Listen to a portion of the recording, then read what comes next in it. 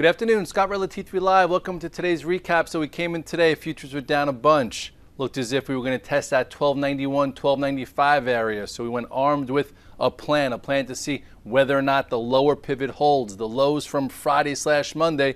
Because if you're short and you're trying to short this market and you're trying to get it under that level and it doesn't go after a 9% move off the highs, you probably cover. Okay, if you're someone looking to buy some stock, looking to buy a dip, thinking, oh, 9% is enough, which it might not be, and it doesn't have to be, and they come in and buy, then you have this push-pull where shorts are uncommitted, longs buying, mix that up with the meeting that's going on overseas in Europe, and we had a nice little move.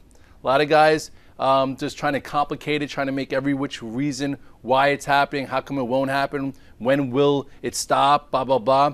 P.S. If you're a technician, you look at the charts, you'll see that the market went down to test that lower level, and we were holding it. And as we were holding it, we saw relative strength in a lot of names that held it higher, that gave us signs that we might have some type of reversal, which is what we saw today. So if we go real quickly through it, here's a chart of the SPX. You'll see this was the level we talked about. This is the level from Friday and Monday. Here's 1295. Here is 1291. Where did we go to today? 1296, right there, and we bounced off strong.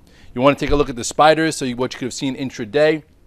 Besides this red dog reversal, when it came back above the low here of 31.34, which is one of our strategies, you could have taken your 3-minute intraday and said, okay, let me see what's going on here. We have a downtrend that was in place all the way from yesterday afternoon. Okay, that basically, broke right here. Nothing so potent, nothing so compelling.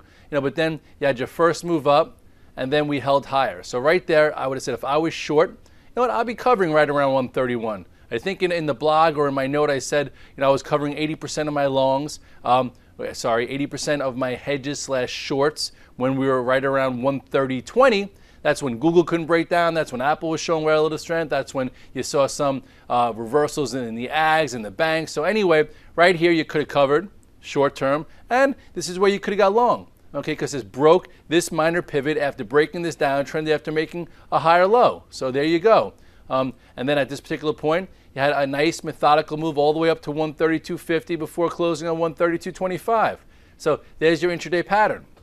So with that said, you know what's strong, you know what's weak. Last night I was on Off the Charts. Jim Cramer did a great analysis of what's transpired in Apple and what needs to happen in order for there to be pent-up momentum for it to potentially lead. And today, we came in, it was down $3, $4. So right away, first thing you do is you buy Apple for cash flow. If anything can go positive, that can. Guys made quick money in the first 10 minutes there. And then as the market sold off, it held in there. Okay, the first high, which I'll get into, is 561.38. People are like, why did you add it to 561 and change? Well, how did you get that? That was the morning pivot. That was the high that was put in place in the first, whether it was 15, 30 minutes. So that's your point of reference. So when it crossed that high, that was your add. Not at 570 to 575, because the first time there, it's going to have a tough time. So if you go quickly to Apple macro chart, you go look at the daily. Now you look at it, and while the spiders came and retested the lower levels, what did Apple do? It held higher, right? So that's relative strength. That's showing you that there's commitment there. That's showing you that this move right here is somewhat valid. And the reason why I came up with this level, because this was the top 20% of this Monday wide range bar. So people stepped in and didn't even let it pull in back to the lower end of the range. So if you did buy it when the guys in their swing accounts bought it, I bought mine, I think, like 537-ish. You didn't even have to worry. First, we didn't break yesterday's low of 552.58.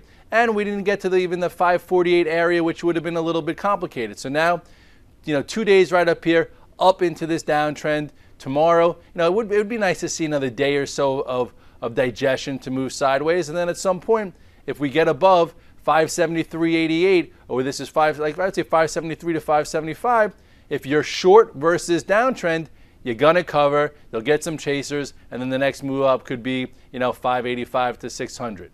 So at this particular point, acting very well. Whether it breaks above and makes new highs on the year, who knows? At this point, it's showing leadership, and let's stay with it. I've been holding it since Monday, and that's been a change because in the first part of the year, from late December to to, I would say, the end of the quarter, I was holding 13 to 15 stocks because that's what the market lets you do.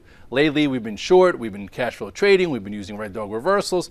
So this is the first thing that I've held for actually almost now tomorrow will be 4 days that is actually providing me cash flow and a swing trade. If you go look at the intraday real quickly just to show you how I came up with, that level that you guys were asking me about, is first things first, look at here, go to the 5 minute, look at the open, okay? The open, you can't really even see it. Okay, the open, the first trade went to here, went to like 561, what is this, 561.38. Okay, let's go to the 3 minute. Maybe you could see it a little bit better there. Because you don't even see, where's the gap? You don't even see the gap. So anyway, this was the first move, okay, off the open. I guess it happened so damn fast that you couldn't even catch it. Let's see if it's in a minute chart. If you could even see that there was a gap. Actually, you know what happened was, I think it went positive before the market opened. Yeah, that's what happened.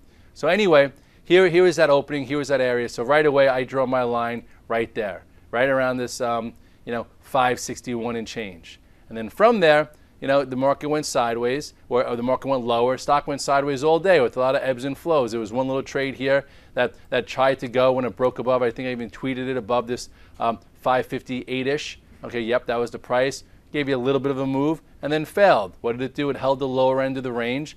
And then once it cleared, here's that area, this was your ad. This is when it showed leadership. This is when it traded above. If you were short versus the morning high, that's when they cover.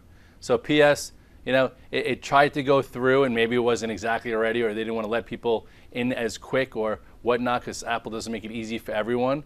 And then look what it did. Boom, all the way up to 572. So if you added here and gave yourself some room, or if you added here, maybe got out and then re-added a 564, however you did it, bottom line is came up to the top end of the range, 2 nice trades. Okay.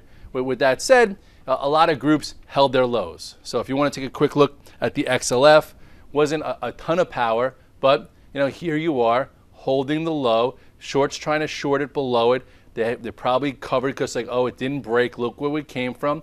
So now the question is, can it go higher? So at this point, it might. So at least we have a floor to trade against and a lower pivot that if the market wants to rally, perhaps it sees a higher level. Okay, Bank of America went green first. JP Morgan also held that recent pivot. We talked about doing some work down here, and at this particular point, it's doing it. We'll see if it can make its way up to fill that gap. It actually held higher where the XLF went even lower. So, JP Morgan for the last 2 days showed a little bit more relative strength versus the group.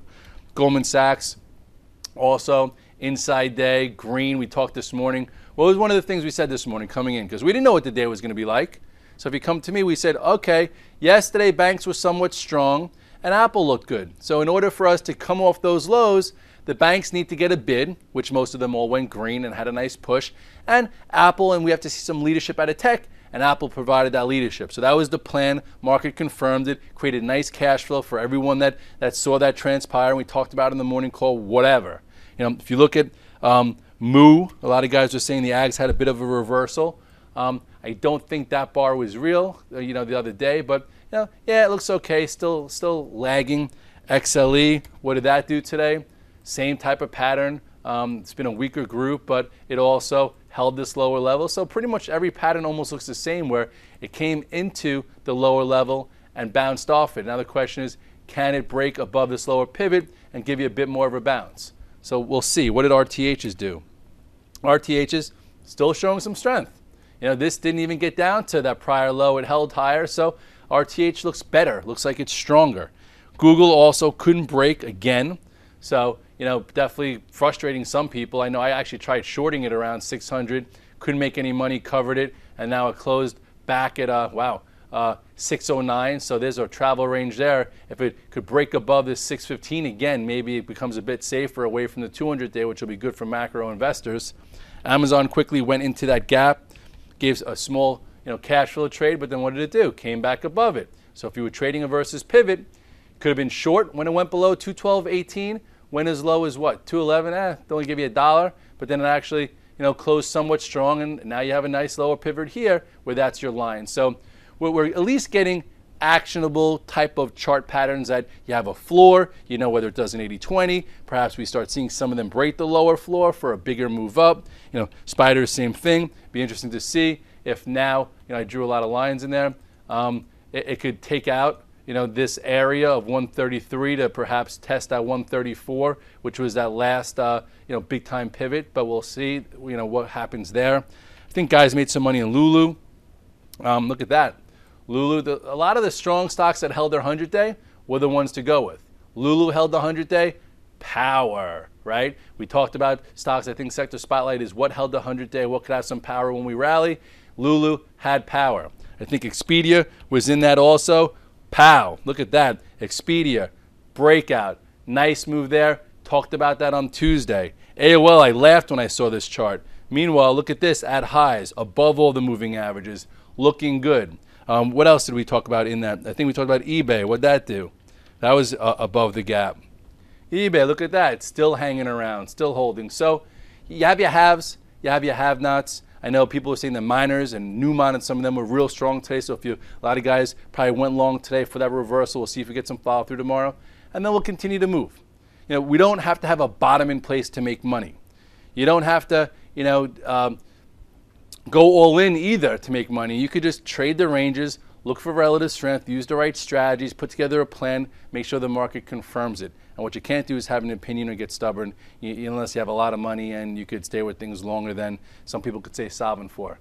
So P.S. Hopefully you had a great day. We tried to guide you through it. I have this nice short haircut now. People are making fun of me because tomorrow, 2 o'clock, I leave for Vermont. I'm going to Ironman training camp.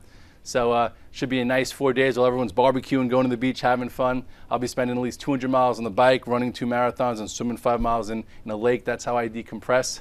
But you got to do it if you're going to be training for an August Ironman in New York City. That could be 95 degrees.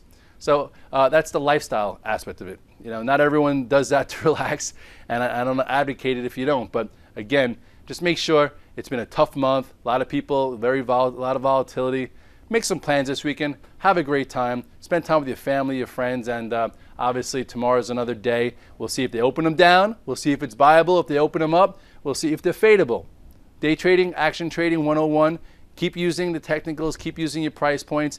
If you come in with a plan, you could actually make money, and it doesn't matter whether you're a bull or a bear. You're trading the action. Scott Redler, T3 Live, the recap. See you at the morning call. Have a good night.